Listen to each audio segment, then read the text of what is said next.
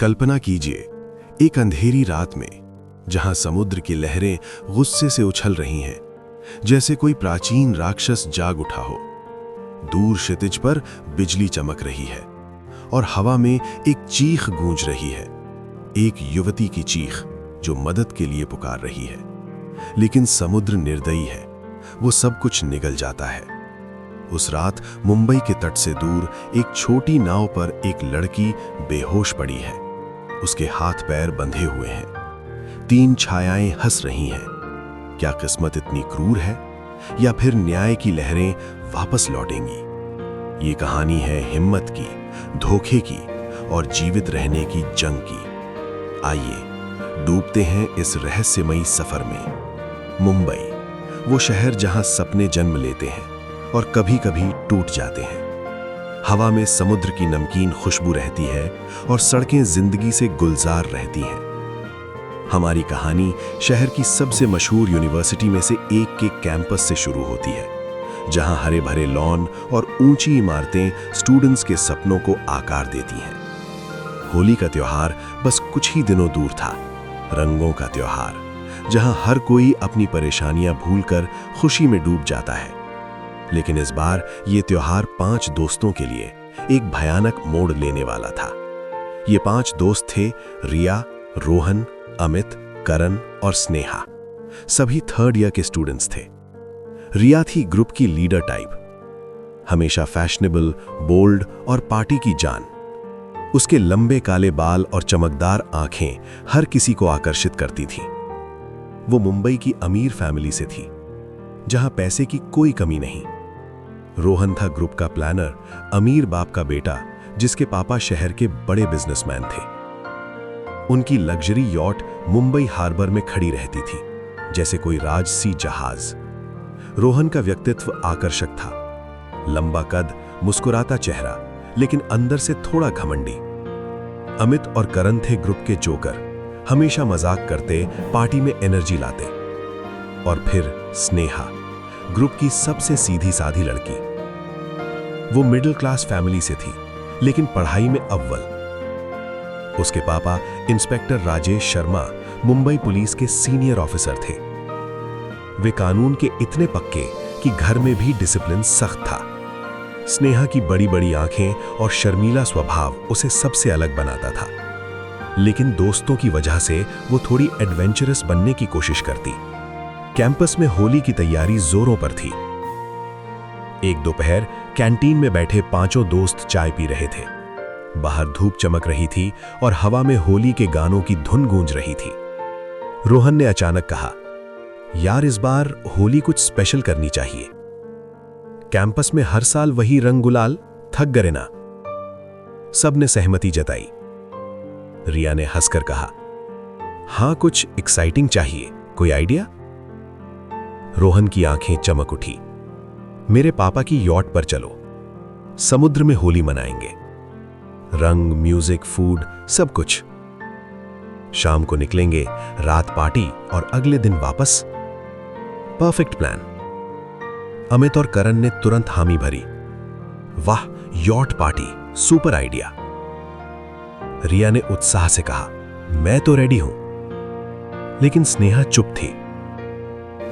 उसने धीरे से कहा, रात बाहर, पापा को पता चला तो बहुत गुस्सा करेंगे, वे कभी इजाजत नहीं देंगे। रोहन ने मजाक में कहा, अरे स्नेहा तू हमेशा डरती रहती है, बस एक रात की तो बात है, कह देना दोस्तों के साथ होली पार्टी है।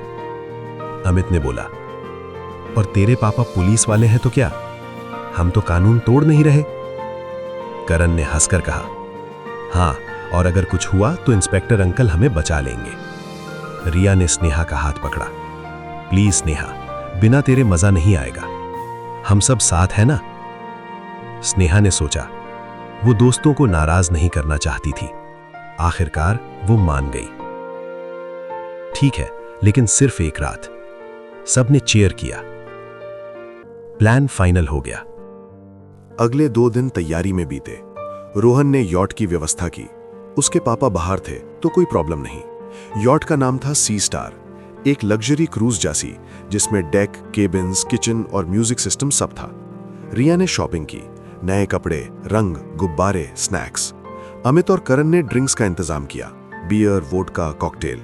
स्नेहा ने घर पर झूठ बोला, पापा होली पार्टी है कैंपस में, रात देर हो सकती है। इंस्पेक्टर शर्मा ने सख्ती से कहा, ठीक है, लेकिन सुबह जल्दी घर आना और कोई गलत काम नहीं। स्नेहा ने हाँ कहा, लेकिन मन में डर था। होली से एक दिन पहले शाम को सब मुंबई हार्बर पहुंचे। सूरज डूब रहा था और समुद्र की लहरें हल्के से थपेड़ मार रही थी। यॉट चमक रही थी, सफेद रंग की, लाइट से जगमग। कैप्टन और 2 क्रू मेंबर्स तैयार थे। रोहन ने सबको वेलकम किया, वेलकम टू पार्टी हेवन। सब सवार हो गए। यॉट ने समुद्र में सफर शुरू किया। हवा ठंडी थी और शहर की लाइट्स दूर होती जा रही थी। डेक पर म्यूजिक बज रहा था, बॉलीवुड होली सॉन्ग्स, रंग बरसे भीगे चुनर वाली। गाना बजते ही सब रंग खेलने लगे। रिया ने स्नेहा पर रंग फेंका, कम ऑन डांस। स्नेहा हंस पड़ी। अमित ने पिचकारी से पानी मारा। करण ने ड्रिंक सर्व किए, चीयर्स टू फ्रेंडशिप। सब ने ग्लास उठाए, लेकिन स्नेहा ने जूस लिया, मैं नहीं पीती। रोहन ने मजाक किया, अरे एक सिप ट्राई कर, होली है। लेकिन स्नेहा ने मना कर दिया। पार्टी जोरों पर थी। वे डांस कर रहे थे, फोटो क्लिक कर रहे थे, हंस रहे थे। रात गहराती गई। डिनर सर्व हुआ, पिज्जा, बर्गर, चिप्स। सब थक चुके थे, लेकिन उत्साह कम नहीं। रात के 11 बजे स्नेहा ने कहा, मैं सोने जा रही हूँ। वो अपने केबिन में चली गई। केबिन छोटा लेकिन कंफर्टेबल था। बेड, मिरर, विंडो से समुद्र का नजारा।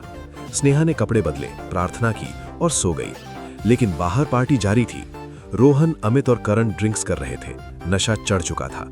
रिया भी थोड़ी टिप्सी थी, लेकिन वो अपने केबिन में चली गई। तीनों लड़के बातें कर रहे थे। अमित ने मजाक में कहा, स्नेहा कितनी सीधी है यार। करण ने हंसकर कहा, हाँ लेकिन हॉट है। रोहन की आंखों में कुछ और था, क्यों ना आज कुछ फन करे। वे हंस पड़े। वे स्नेहा के केबिन की ओर बढ़े। दरवाजा खटखटाया। स्नेहा उठी, कौन? रोहन ने कहा, हम हैं, कुछ बात करनी है। स्नेहा ने दरवाजा खोला। तीनों अंदर घुस आए। स्नेहा डर गई, क्या कर रहे हो, बाहर जाओ। लेकिन वे नशे में थे। रोहन ने उसे पकड़ा, शांत हो जा, बस थोड़ा मजा। स्नेहा चिल्लाई, नहीं ये गलत है। अमित ने मुंह दबाया। वे एक एक करके उसके साथ जबरदस्ती करने लगे। स्नेहा रो रही थी, संघर्ष कर रही थी। तुम पागल हो, मैं पापा को बताऊंगी, तुम सब जेल जाओगे। ये सुनकर वे घलरा गए। करण ने कहा, अब क्या, अगर ये बताएगी तो हम बर्बाद। रोहन ने फैसला किया, इसे समुद्र में फेंक देते हैं, कोई सबूत नहीं बचेगा। उन्होंने स्नेहा को क्लोरोफॉर्म से बेहोश किया और समुद्र के बीच में छोड़ दिया। वे वापस लौटे, हंसते हुए, अब हम सुरक्षित हैं। स्नेहा की आंखें खुली। चारों तरफ पानी, रेत। वो एक निर्जन द्वीप पर थी। लहरों ने उसे यहां लापटका था। उसका शरीर दर्द से भरा था, कपड़े फटे हुए। वो रो पड़ी, हे भगवान, ये कहां हूं मैं?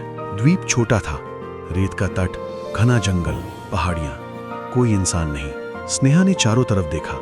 समुद्र शांत था, लेकिन दूर कोई जहाज नहीं। वो उठी, पैरों में दर्द। पापा मुझे बचाओ, लेकिन सिर्फ हवा का शोर। उसे भूख लगी। वो जंगल की ओर गई। पेड़ों पर नारियल मिले, उसने पत्थर से तोड़ा, पानी पिया। फल ढूंढे, आम, केले जैसे। रात हुई, ठंड लगी। उसने पत्तों से शेल्टर बनाया। रात भर रोती रही। यादें सता रही थी, दोस्तों का धोखा, शोषण। क्यों किया उन्होंने ऐसा? मैंने क्या बिगाड़ा था? अगले दिन स्नेहा ने हिम्मत जुटाई, मुझे जिंदा रहना है, पापा ढूंढेंगे। उसने द्वीप एक्सप्लोर किया। एक छोटी झील मिली जहां पानी साफ था। मछली पकड़ने के लिए स्टिक से कोशिश की। शुरुआत में फेल, लेकिन सीखी। आग जलाने के लिए पत्थर रगड़े। कई दिन लगे, लेकिन सफल हुई। अब वो मछली भूनकर खाती। शेल्टर को मजबूत बनाया, लकड़ियां, पत्ते। हर सुबह समुद्र देखती, कोई आएगा। लेकिन हफ्ते बीत गए। अकेलापन मार रहा था। वो खुद से बातें करती, स्नेहा मजबूत बनो, ये परीक्षा है। रातें डरावनी, जंगली जानवरों की आवाजें, बारिश। एक बार तूफान आया, शेल्टर उड़ गया।